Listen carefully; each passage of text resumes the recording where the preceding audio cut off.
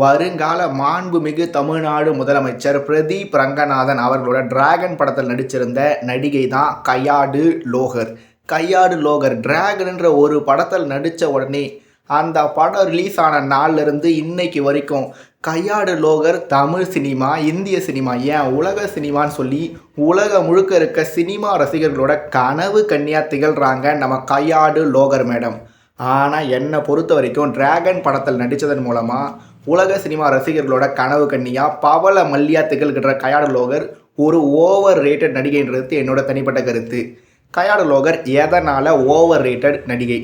அடுத்து முரளி அவர்களோட மகனாக பிறந்து பானா காத்தாடி படத்தின் மூலமாக தமிழ் சினிமாவுக்கு அறிமுகமாகியிருந்த நம்ம அதர்வா அவர்கள் பல வருடங்களாக பல படங்கள் நடிச்சிருக்காரு. ஆனால் அவர் இன்னைக்கு வரைக்கும் தனக்கான ஒரு இடத்த, தனக்கான ஒரு அங்கீகாரத்தை, தனக்கான ஒரு அடையாளத்தை, அதாவது முரளி மகன் அதர்வா அப்படின்றத தாண்டி தனக்கான ஒரு அடையாளத்தை உருவாக்கியிருக்காரான்னு சொல்லி கேட்டிங்கன்னா கண்டிப்பாகவே இல்லை. திரு அதர்வா அவர்களால் ஏன் தனக்கான ஒரு அடையாளத்தை உருவாக்க முடியல? முன்னாடியே சொன்ன மாதிரி கையாடு லோகர் ஏன் ஒரு ஓவர் ரேட் நடிகை அப்படின்றத நாம் ஆகாஷ் பாஸ்கரன் அவர்களோட இயக்கத்தில் திரையரங்குகளில் வெளியாகி இப்போ ஓடிடியில் வெளியாகிருக்க இதய முரளி திரைப்படத்தோட விமர்சனம் மூலமாக மேலே சொன்ன எல்லா கேள்விகளுக்கும் நாம் விடை தேட முயற்சிக்கலாம்.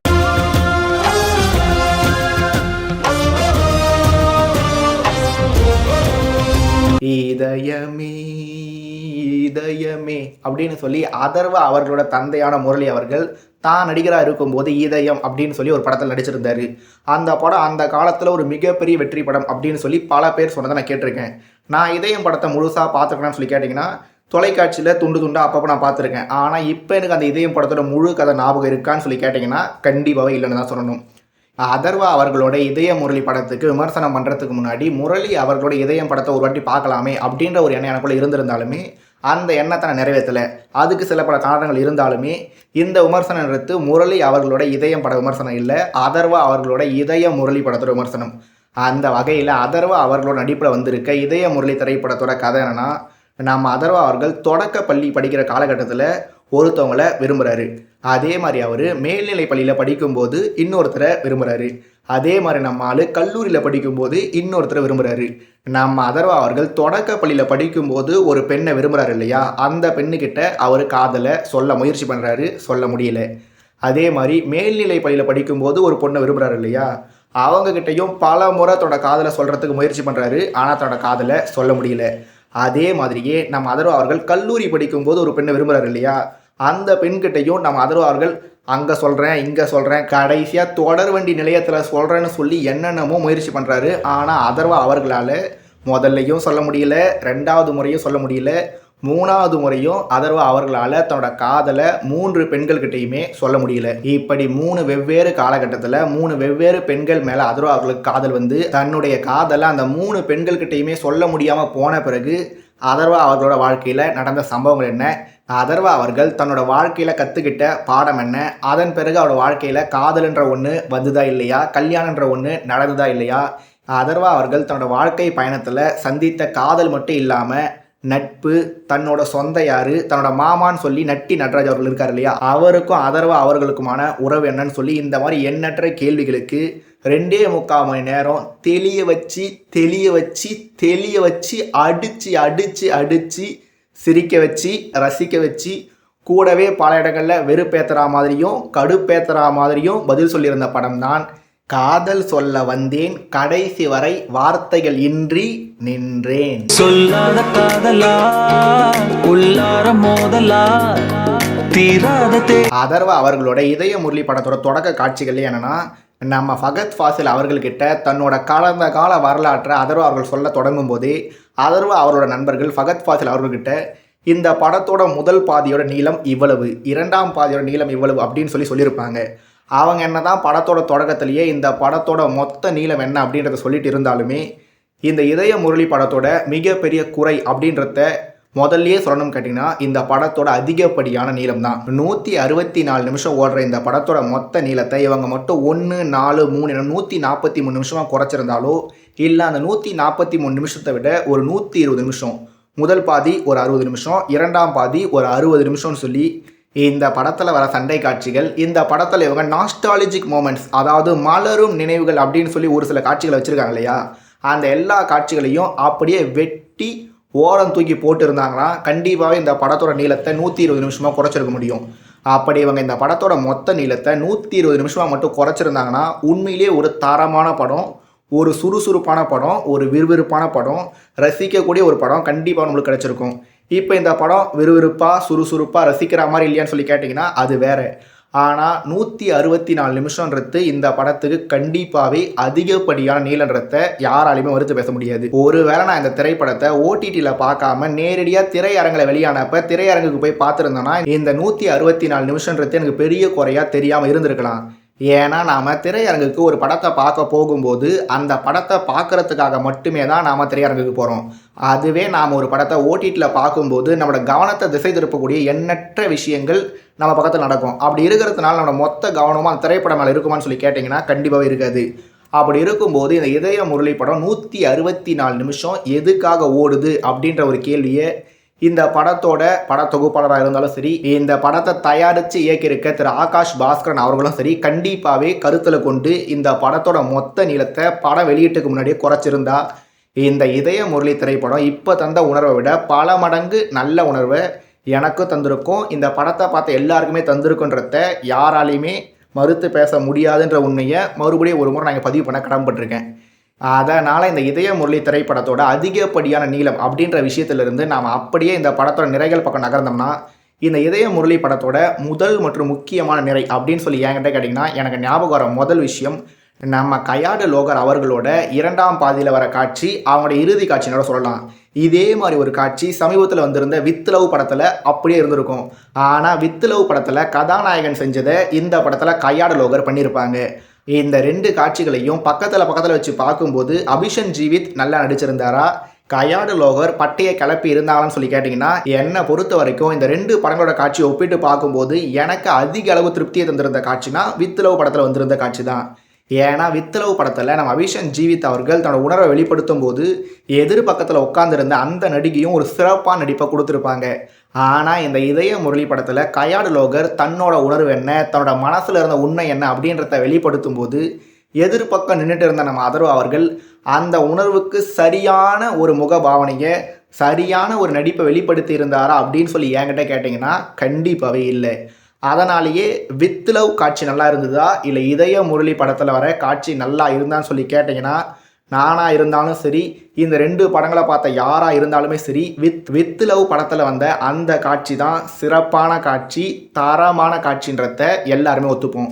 வித் லவ் படத்தோடு ஒப்பிடும்போது என்ன தான் இந்த காட்சி மதிப்பு குறைந்த காட்சியாக இருந்தாலுமே தனிப்பட்ட ஒரு காட்சியாக பார்க்கும்போது இந்த காட்சி தான் இந்த இதய முரளி படத்தோட தலை சிறந்த காட்சி அப்படின்றது என்னோட தனிப்பட்ட கருத்து.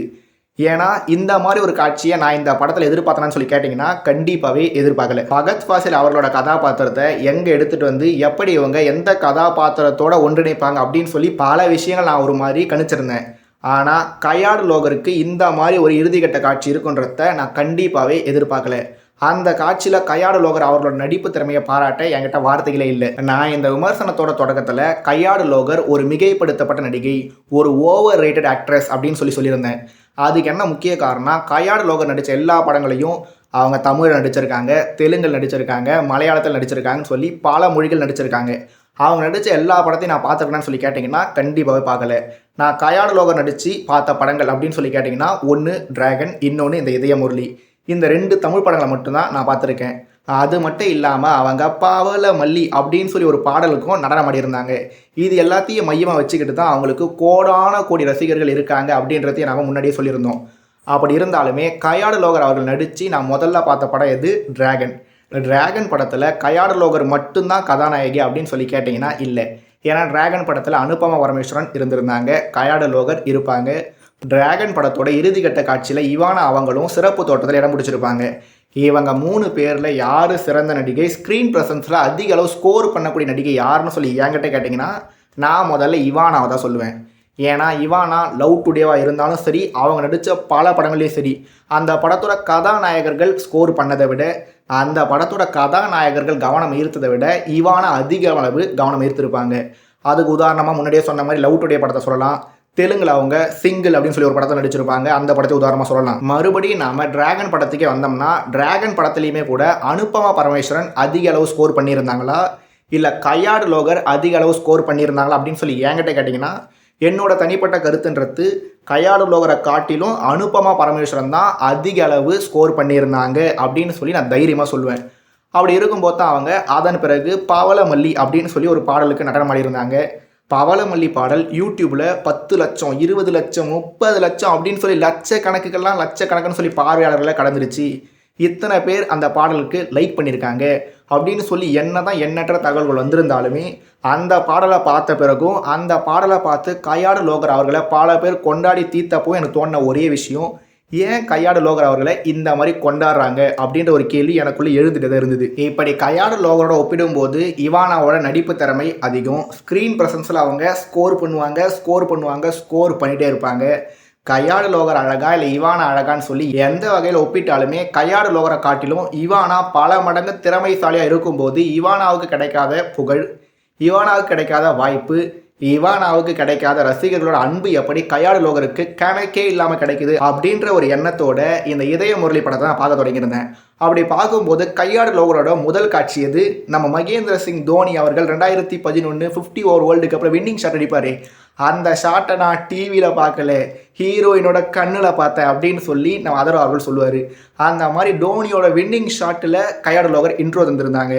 அந்த காட்சியில் தொடங்கி தொடர் வண்டி நிலையத்தில் நடக்கிற காட்சி வரைக்கும்னு சொல்லி இந்த எல்லா காட்சியிலையுமே கையாடு லோகர் அழகாக இருக்காங்க, நல்லா நடனம் ஆடுறாங்கன்னு சொல்லி பல விஷயங்கள் இருந்தாலுமே கையாடு லோகர் இஸ் ஓவர் ரேட்டட் அப்படின்ற என்னோட எண்ணம் எந்த இடத்துலையுமே மாறலை. ஏன்னா ஒரு நடிகைன்னு எடுத்துக்கிட்டால் அவங்க அழகாக இருக்கணும், வெள்ளையாக இருக்கணும், பலன்னு சொல்லி மின்னணும், அவங்க நடன காட்சிகளில் சிறப்பாக நடனம் ஆடணும். இதுதான் ஒரு தரமான சிறப்பான நடிகைக்கான தகுதிகள் அப்படின்னு சொல்லி பல பேர் சொல்லுவாங்க. ஆனால் ஒரு நடிகை மிகப்பெரிய நடிகையாக ரசிகர்களோட அன்பை பெற்ற நடிகையாக ரொம்ப முக்கியமாக நீண்ட காலம் திரைப்படத்துறையில் தன்னோட இடத்தை தக்க வச்சுக்கணும்னா மேலே சொன்ன அழகு, நடன திறமை இது எல்லாத்தையும் தாண்டியும் ஒரு முக்கியமான விஷயம் தேவைப்படும். அந்த ஒரு விஷயம் கையாடு லோகர்கிட்ட இருக்கா இல்லையா அப்படின்ற ஒரு கேள்வி பல பேர்கிட்ட இருந்தான்னு சொல்லி எனக்கு தெரியல, ஆனால் என்கிட்ட கண்டிப்பாக இருந்தது. என்னோட அந்த கேள்விக்கு பதில் சொல்கிற மாதிரி அந்த குறிப்பிடத்தகுந்த அந்த தகுதி என்கிட்ட இருக்குது அப்படின்றத கையாடு லோகர் தன்னோட இறுதி கட்ட காட்சியில் வெளிப்படுத்தியிருந்தாங்க. அந்த காட்சியை பார்த்த பிறகு கையாடு லோகர் இஸ் ஓவர் ரேட்டட் அப்படின்ற அந்த முடிவுலேருந்து நான் சற்று விலகியிருக்கேன். நான் என்ன தான் கையாடு லோகர் இஸ் ஓவர் ரேட்டட் அப்படின்ற என்னோட கருத்துலேருந்து சற்று விலகியிருந்தாலுமே இப்போவும் கூட இவானா பெஸ்ட்டா கையாடு லோகர் பெஸ்ட்டா அப்படின்னு சொல்லி என்கிட்ட கேட்டிங்கன்னா கண்டிப்பாகவே இவானா தான் தி பெஸ்ட் அப்படின்னு சொல்லி நான் மறுபடியும் அழுத்தம் திருத்தமாக சொல்லுவேன். ஆனால் கையாடு லோகர் நடிப்பில் அடுத்து அவங்க ஜிவி பிரகாஷ் கூட நடிச்சிருக்காங்க, நானி கூட நடிச்சிருக்காங்க, சூர்யா கூட நடிச்சுட்டு இருக்காங்கன்னு சொல்லி கையாடு லோகர் நடிப்பில் இருந்து தொடர்ச்சியாக பல படங்கள் வரவிருக்கு. அந்த எல்லா படங்கள்லையும் இந்த இதய முரளி படத்தில் தன்னோட இறுதிக்கட்ட காட்சியில் கொடுத்துருந்த நடிப்பை கையாடு லோகர் தொடர்ந்து கொடுத்தாங்கன்னா கையாடு லோகர் இஸ் நாட் ஓவர் ரேட்டட். கையாடு லோகர் கண்டிப்பாகவே ரசிகர்களோட இந்த அன்புக்கு, ரசிகர்களோட இந்த ஆதரவுக்கு தகுதியானவங்க அப்படின்றத வரவிருக்கக்கூடிய அந்த பல படங்களில் கையாடு லோகர் மீண்டும் ஒரு முறை நிரூபிக்கிறாங்களா இல்லையான்றதை நாம் பொறுத்திருந்து பார்க்கலாம்.